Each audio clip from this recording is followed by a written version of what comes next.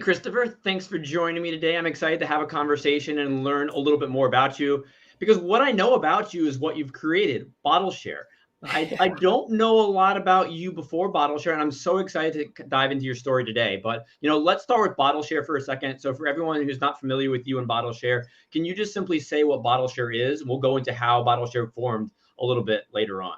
Yeah, for sure, man. So Bottleshare is the very first 501c3 nonprofit organization for the craft beverage industry. We are a fundraising and fund distribution organization. So what we do is we collaborate with breweries across the country to raise funds. And then we take those funds that are generated from the sales and the proceeds of those collaboration beers, and we grant them out as emergency financial assistance to people in need within the industry. And approximately how many different causes and organizations or breweries have you worked with at this point in time? We're coming up on 20. And that's amazing. When did you first launch that? It was 2.5 years ago. So we're going to dive into that story shortly. But what I want to do, I want to start at the beginning. So you and I think, are close to the same age. So when you were just a kid, if you and I were running around the playground together and I said, hey, Christopher, what do you want to be when you grow up? What would you have told me? I would have told you my dad. Okay, so that's great. Why? Why Yeah. did you want to be your dad growing up? What did you love about him? He was my hero. He still is to this day. If I can be half the man that he is, before I finally kick the bucket, I will have felt like I've lived a successful life. So between being my pops and a professional soccer player, those were my two things, man. Those were my go-to. So if you asked me what I wanted to be when I grew up, I would have tossed you the soccer ball and said, let's go hit the pitch. And I take it your dad was not a professional soccer player. He was. Are you serious? Yes. Yeah. What? That is, wow. I thought that was a too obvious of answer. So your dad was a professional soccer player growing up. So what was that like for you? Was you immersed in soccer culture and everything you did? Yeah, absolutely. So, I mean, from as far back as I can remember being, 4 years old, I had a soccer ball at my feet, and Pops was my coach growing up and always had been. Helped coach me up until I got into club in high school and kind of let the coaching staff from that club take over from there. And yeah, it was awesome, dude. I tried to follow in his footsteps. Unfortunately, I didn't have the opportunity. I wasn't nearly as good as he was. He had all of the natural talent, but I gave it my best shot, and I sure did love the sport of soccer. No, I love it. There's such kind words you said about your dad, your pops. So growing up, though, was soccer your life, or were you exposed to other things that you had strong interests in? Yeah, for sure. So I played a lot of baseball. I played multiple sports growing up. I loved that athletics and the competition of sport. Played baseball, basketball, tennis, soccer. I mean, whatever I could play, I was out there, getting dirty and having the time of my life. So growing up in such a sports-filled life, did you have any other interests outside of that? Let's see. Other than chasing girls and catching cooties. What is it? Circle, circle, dot, dot. Now I got my cootie shot. You remember those? Of course we do. Yeah. No, man, it was a lot of sports. That was pretty much it. Of course, academics were very important as well. But I really wanted to be a professional athlete when I grew up. So once you graduated high school, did you go to college on a sports scholarship, or what was your next move? Yeah. So as a matter of fact, in my junior year of high school, I got really, really sick and I missed the entire year.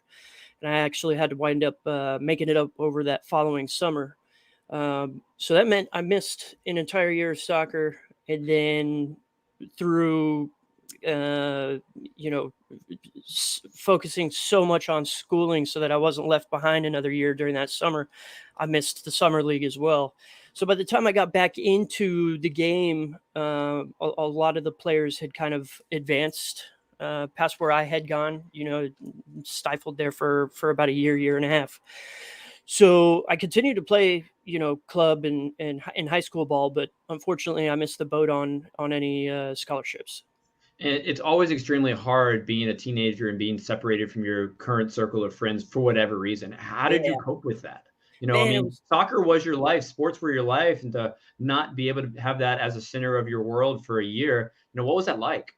it was tough, dude. It was tough. I remember friends coming over to visit me, but I was so sick at the time that I don't remember really much of that year and a half of my life at all.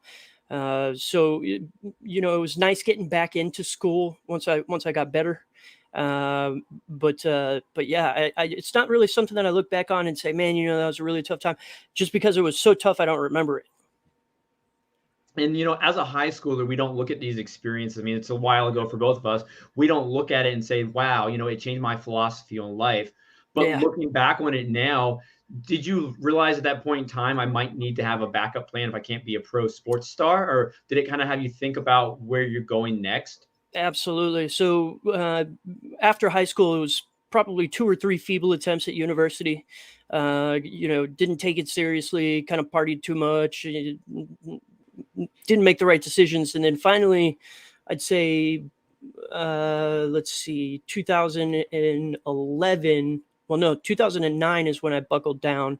2012 is when I got my audio engineering degree out in Los Angeles. And 2000 and let's see, 16, was it 2014 or 16, I moved back to Georgia. So one of my favorite people in this world is a musician by the name of Butch Walker, who's from Kennesaw, Georgia. If you've never listened to him, I'm going to send a song to you later. But he made a similar journey. He left Georgia for LA to be in a hair metal band. That was his move. So you kind of left Georgia, went to LA. You wanted to be an audio engineer. Is that what you were looking to do, or what was the goal for that Yeah, training? yeah. So I was in a band here in Georgia called Down Since One.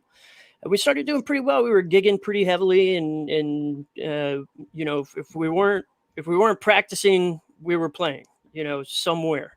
And I got kind of tired of people of relying on people and people telling me, oh, we can engineer it, or we can master it, or mix it, or produce it, or this or that, and then them not following through. And so I said, screw it, I'm just going to learn how to do it myself. So went out to California, got my degree. Did you take the entire band with you out west? Oh man, I wanted to so bad. I wanted to get them out there, but while I was out there attending university, they were living the rock star life here in Georgia. Unfortunately, a little too heavy, and the band wound up breaking up. Through that experience, and then being burnt a couple of times in the music industry, I turned my focus to audio post-production for motion pictures and television. Wow. And I wound up getting an internship with TMZ. So I worked with them for a couple of years, and then I got tired of watching my nieces grow up on Facebook. So I moved on back to Georgia, baby. And is it a career you tried to pursue once you moved back east? A little bit, but I had really fallen in love with the business aspect of the whole entertainment industry and everything like that. And at the time, Georgia really wasn't, it wasn't a hub like it is now. They've got all those tax incentives to come out here and film. So, you've got a lot of production teams and staff out here. Nowadays you do, but back then you didn't. So, I was kind of scratching my head wondering what to do, and a real estate opportunity fell in my lap, and I decided to move forward with it and started Wait, so let's back up a second, because I want to follow everything once more. So Yeah. we started with soccer. You Yeah. went to work for TMZ for a little bit. You moved back east for family, and then a Yes. real estate opportunity fell in your hands. Yes. You nailed Let's it. hear about it. So it was a company called Fisher Homes. They were out of Ohio, actually, and they were just expanding and getting started here in Georgia, building brand new communities. And I went to one of their job interviews through a referral from a friend, and I wound up absolutely falling in love with it. Worked real estate for the next 6 years up until my accident.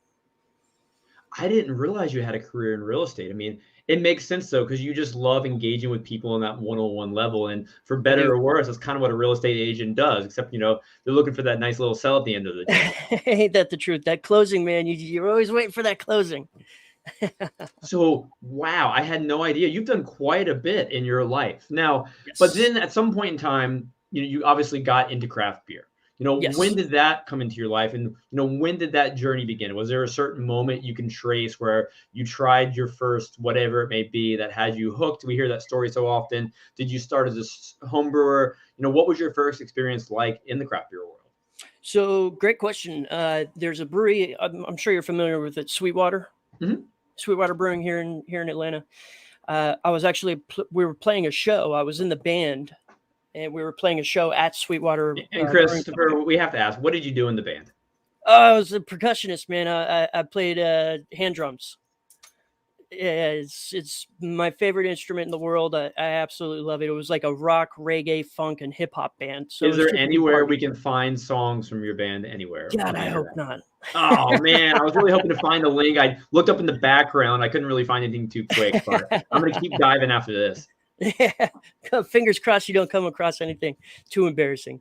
No, we were decent, man. We had a really good time. We had a show at Sweetwater Brewing Company, and I remember trying, like real craft beer for the first time, and I absolutely loved it. That Sweetwater IPA on tap was, just clutch, and I remember starting to fall in love with craft beer then. Then a couple years later, my sister actually wound up landing a gig at a brand new brewery in Kennesaw, Georgia, called Dry County Brewing Company. And if anybody knows my story, that's kind of where it all started. And I was doing real estate at the time. She was running the tasting room, and every now and then she needed some help, an extra hand. And because I had a flexible schedule, she knew she could call me. So she would hit me up every now and then and say, "Hey, dude, can you come in, collect tickets?" Because back then we were still on a ticketing system. You'd get your pint glass and you'd take your tour, and then you'd use your 6 little raffle tickets to get 6-ounce pours. You couldn't go up to the bar and just grab a pint at the time. And so every now and then she needed help. And like I said, my schedule was flexible because I was in real estate. And so I'd go and help her out, and just wound up falling in love with the scene, man. The craft beer community, the camaraderie, the friendships, the business aspect to it. It's laid back, but it's still a business, right? And it's still run like a business. And so I really enjoyed the aspects of those two worlds coming together, and I absolutely fell in love with it. And so I stuck with real estate as I continued to grow with Dry County. And so I went from being the ticket guy to actually pouring beers, and then eventually I was the bar manager, and that's when life changed.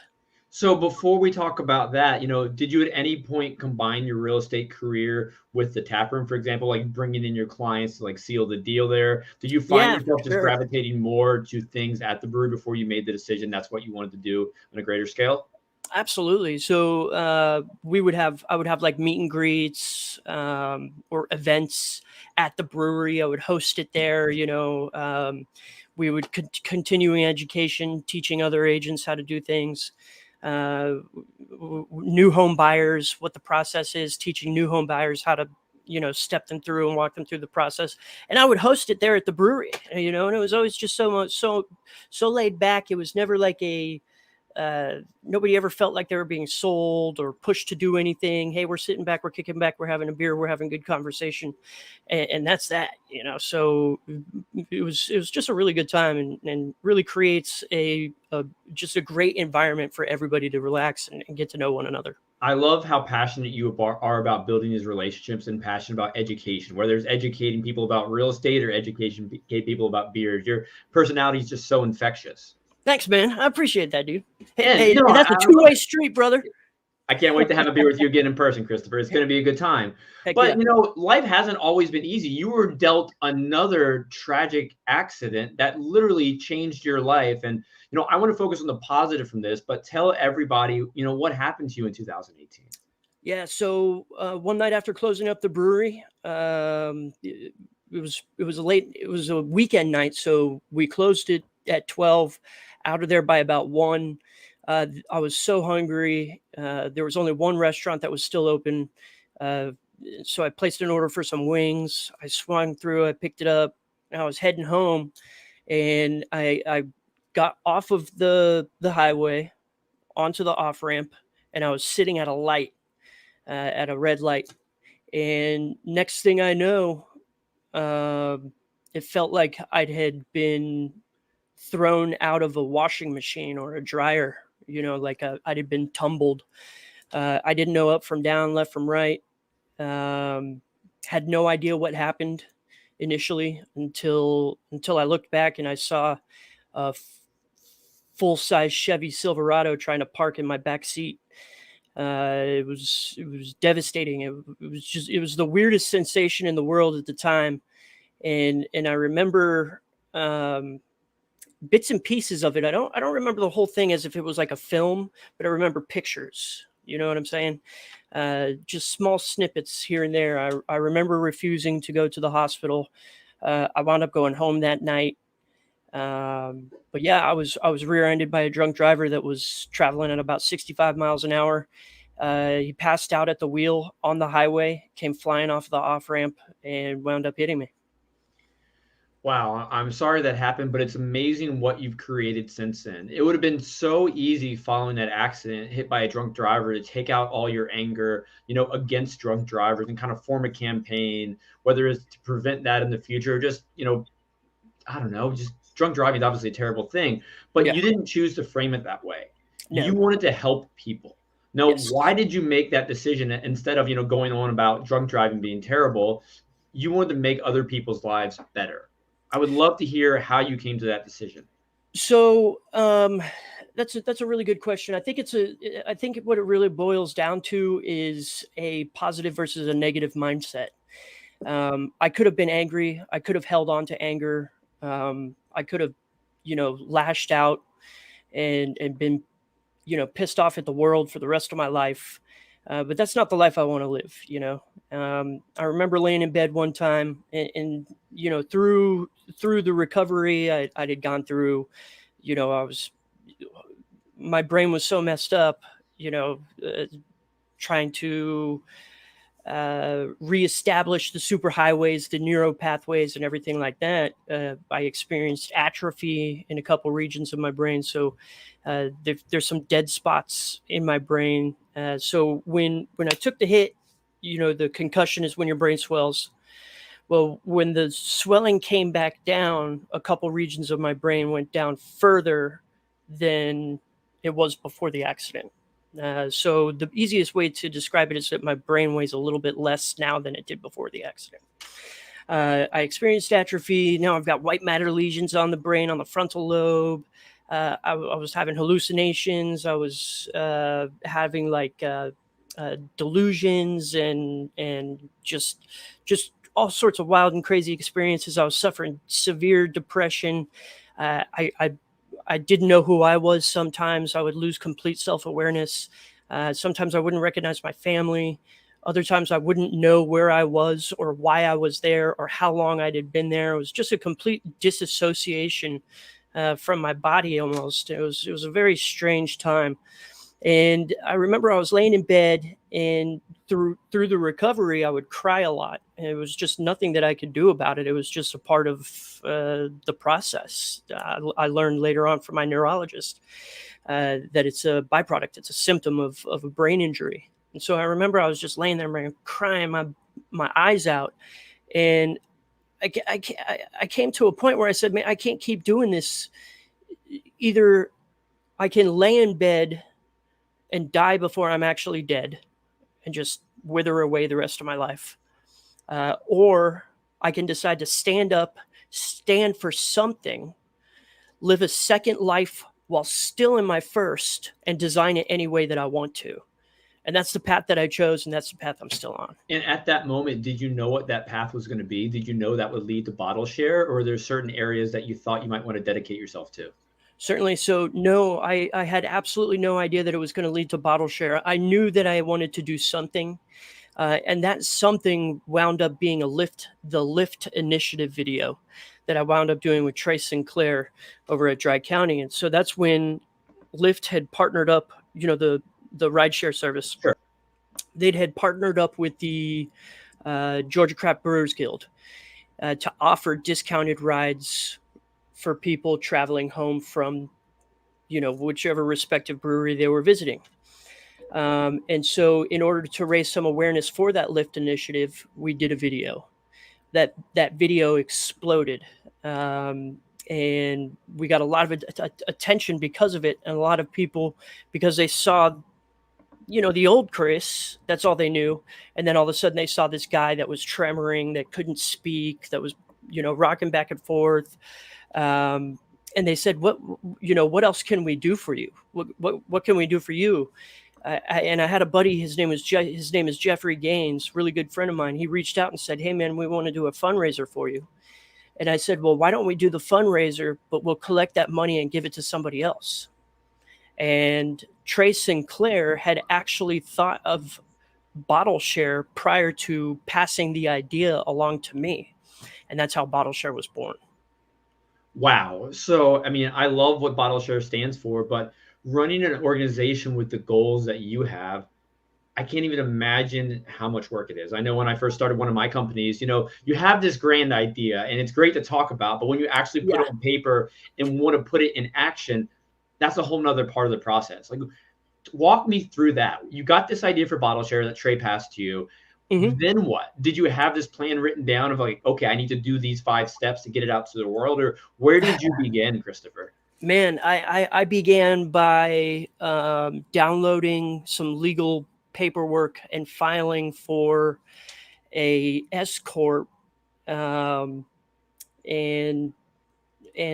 knew that I wanted to do knew that I wanted to run with Bottleshare and the nonprofit, but I had absolutely no idea how I was going to go about doing it.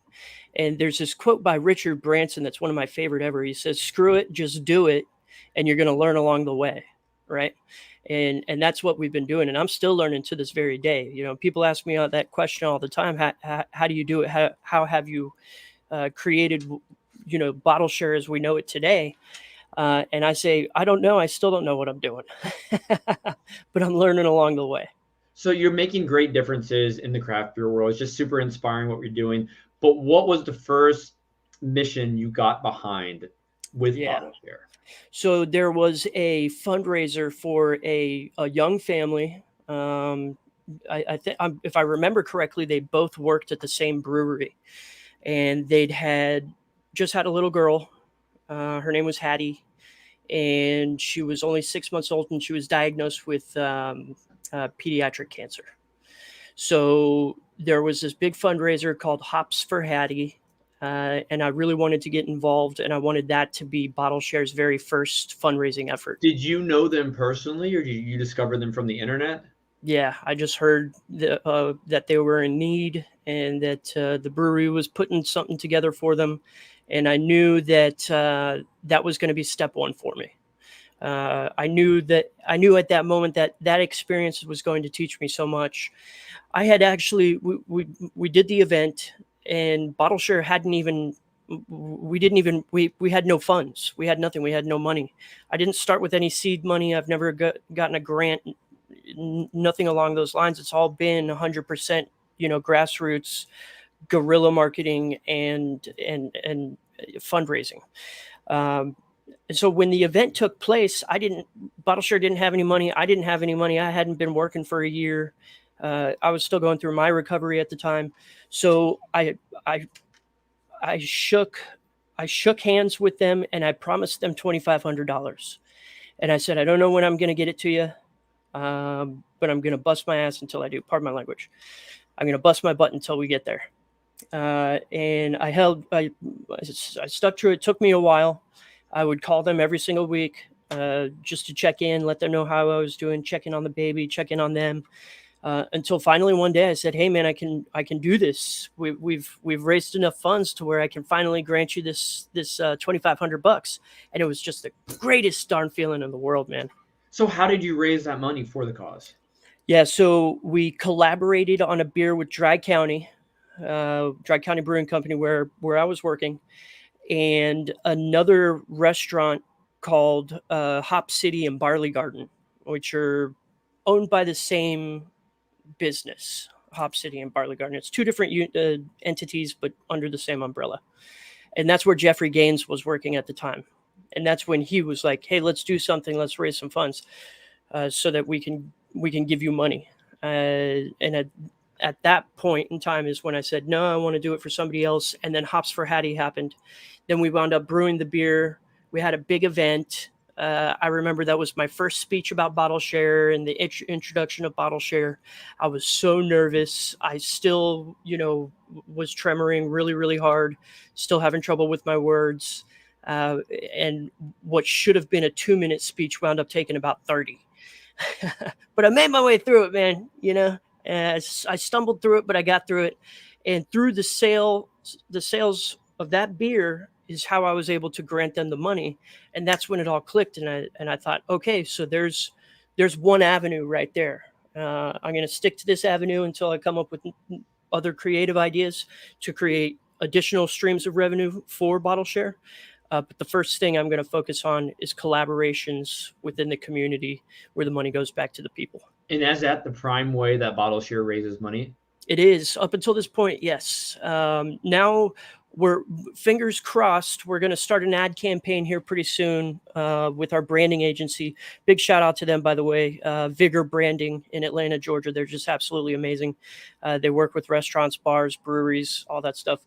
And we're going to hook up and create some sort of campaign to raise awareness about this Arrived Roundup option that they just recently dropped.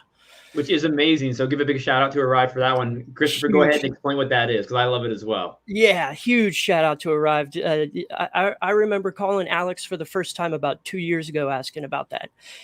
So what they did is they now offer a roundup option when people go close their taps at the point of sale terminal.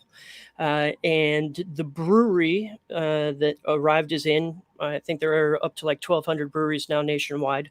Whichever brewery they're in, that brewery gets to choose where those funds go, if they even choose to have the roundup option on. So they can turn it on the back end, and then they can choose a charity, nonprofit organization of, whatever resonates most with them. And then they can round up, or they can select to have the customers put a dollar amount in there.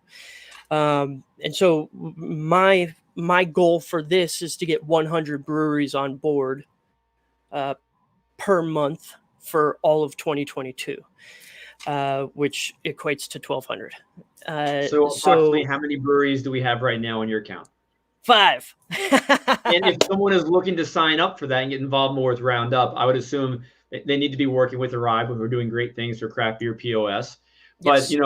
Once they're in the system, they just reach out to Arrive and get it set up in theirs. Yeah, so if they have any questions, they can contact Arrive. Arrive, their customer service is the best in all of the land. I always say that because I have firsthand experience working in a brewery, calling Arrived when I was in need, in the middle of the night, 10, 11 o'clock p.m., calling, and somebody's answering the phone and walking me through the steps on how to, get everything booted back up. So I had already had great experiences with Arrived, and now that I get to work with them, it's even better. So if anybody has any questions regarding the roundup option that Arrived has just recently released, they can contact Arrived. They will walk them through on how to set it up on the back end. And if you so choose, if you are a brewery out there, and if you do so choose to use Bottleshare as your charity for where the donations go to, please reach out to me at you can email me at christopher@thebottleshare.org. And it's so much in craft beer, breweries and organizations, they launch collaborations for organizations outside of craft beer, causes outside of craft beer. And, that is fantastic. Helping people, is something craft beer is great at, finding ways to form unique partnerships, provide value, whether it's financial or awareness, just helping these people in times of need. But you've taken what you do and made it more internal to craft beer. You're helping craft beer from within, because sometimes, we need help too. And it is your job and it's your passion to find people in our industry going through tough times. And that's where Bottleshare comes in. Yeah, big time. You're absolutely right. It's really nice because it's almost as if the community starts to, or the community kind of starts to feed itself. The beer enthusiasts are participating, the breweries are participating, those who are in need might have participated in the past, not knowing that they were going to be a recipient in the future. right? For example, my second grant recipient was my sister. So approximately 1 year after Bottleshare was born, my sister wound up having 4 massive strokes. And we almost lost her. Wow. So my second grant recipient was actually my sister. She worked at Dry County Brewing Company. Like I said, she was actually my boss. My younger sister was my boss at Dry County. It was funny enough, but that you can't write that kind of stuff, and so we started a fundraiser for her and raised a bunch of money, and we were able to help her out in her time of need as well. And it was a beautiful thing. She's doing great now. She's such a survivor. She's such a warrior. Just the spirit of a champion. And all that situation did was cement my convictions. So a lot of what you talked about today goes right back to your family. It seems you all, starting with your dad, have that survivor mentality. Is that, a characteristic of your family that you're proud of? Or, what traits do you feel, if I met other family members, what I feel kind of consistent across the whole lineage that you have there? Certainly. So we're really if you can't tell by the red beard, we're a heavy Irish family, right? Huge Irish Catholic family. There used to be like 50 of us here in Cherokee County, Georgia. Everybody kind of went and did their own thing now, but there is no giving up in our family. It's not that it's not acceptable. It's that it's not in our DNA, it wasn't like my father drilled into my sister and I's head as children. Hey, don't ever give up. It's unacceptable. Never take no for an answer, that kind of stuff. It just is what it is. And I think that characteristic and that trait runs pretty heavily throughout my entire family. And it's a really admirable trait. When you first launched Bottleshare, you said you had wanted to raise $20,000 by December 2020. How much did you actually raise? We raised and granted out $124,000. So we beat our goal by 600%, man. That's amazing. I mean, like when you hit your goal, that's already accomplishment. Then you keep going higher and you keep going higher and you keep going higher. Yes. How did you keep driving forward? Was it more so, well, let's just see how high we can get? Or, did you keep increasing the total that you were looking for? Or, how did you keep pushing forward? So I remember when we hit the $20,000 mark, and I kind of had a conversation with myself at that point, and I said, I'm not going to set another goal. I'm just going to see how hard we can push, how far we can drive, how fast we can run, and where can we take this thing? And so my ultimate goal was just to reach the maximum level that I possibly could. And that's when we wound up hitting that $124,000 mark. And that's amazing. I mean, and you hit that through one of the weirdest years to date. What a weird year that was, man. What a year. But, 2021's been a good one. You and I shared a pint a couple months ago. Heck yeah, man. How have you grown this year? And what's new? What have you learned? What can we expect? Man, that's such a good question. So first off, more than what I've learned are the relationships that I've built. That would be the most important thing. I mean, for example, right here, right? You and I finally got to meet at we're at Woods Boss in Denver, Colorado. Yep, Woods Boss in Denver, Colorado. It was super busy. Unfortunately, we didn't get to talk too much, but look at what that led to, right? Just sitting down and having a pint. And now I'm sitting here having a conversation with you over this awesome broadcast that's going to be put on Craft Beer Professionals, which is such a highly touted and the community respects CBP, right? And now I have the opportunity to raise awareness on your platform. And so the relationships that I've built, I've realized are the most important thing that drives Bottleshare and will continue to drive Bottleshare into the future. So what are your goals? We're almost at 2022 right now. You gave yourself that $20,000 mark in 2020. I'm not going to ask you what you had for 2021, but looking ahead to 2022, Yeah. what's the difference you want to make, whether it's that exact number you want to throw out there, or you have just something more big picture. I'd love to hear about that. Yeah, certainly. So after kind of reviewing everything, of course, I want to go with a big stretch goal of $250,000. My more realistic goal is going to be 100,000. I want to be able to hit 100,000 because I want to make sure that the first year wasn't a fluke. Right. So I think that 20,000 up to 100,000 is definitely doable, especially after having $124,000 a year. But if I could get to a point where we're consistently granting out over, over $250,000 a year, $500,000 a year, hopefully one day $1 million a year, and further than that, even, through things like this, through things like the Arrived Roundup, through collaborations with breweries across the country, continue to raise awareness and funds, and I'm so stoked on what the future holds. It sucks that Bottleshare, it's tough when Bottleshare has to be used, but I'm so glad that we're here when the time actually, you know what I'm trying to say. I mean, you're doing amazing things. And if there's any breweries listening who want to approach you about doing a collaboration, what's the best way to get a hold of you? Oh, yeah. So hop onto our website, check it out, www.thebottleshare.org. You can find us on all the social media outlets, Facebook, Instagram, @Bottleshare Official. And then if you just wanted to reach out to me personally, please feel free to do so. I would absolutely love to connect, share my story, answer any questions that you might have. Again, my email address is christopher@thebottleshare.org. I would be super flattered, honored to work with anybody out there in the craft beverage industry so that we can continue doing the right thing. Christopher, you're such a good person. I love hanging out with you. And I think you mentioned it earlier. It's so much about relationships, because a 5-minute conversation you have with someone in a crowded bar, you Yeah. don't know where that can lead and how we can all make the world better together. And I'm so excited we connected. I'm also looking forward to 2022 because I'm making you come visit me in Norfolk, Virginia for CBP Connect, presented by our good friends over at Arrive POS. Because you're going to be on a panel with a few of my other favorite people. You're going to be on a panel with Jamar Valentine of No Doubt Brewing. You're going to be on a panel with Ashley Randolph of Lifting Lucy, who's also doing amazing things. And we're going to talk about creative ways to engage with your community. And, Yes.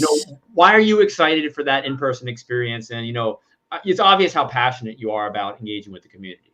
Certainly. So this one right here, I'm really, really excited on because for the majority of since the creation of Bottleshare, the majority of my my outreach has been to the craft beer enthusiast, right? I most certainly connect with brewery owners and head brewers and everything like that and build the relationships there as well. But a lot of my story has been told to the masses, right? This panel is going to be in front of our peers. And that's a whole different ball game for me. It's so respectable. It's within the business, and I get that face-to-face time.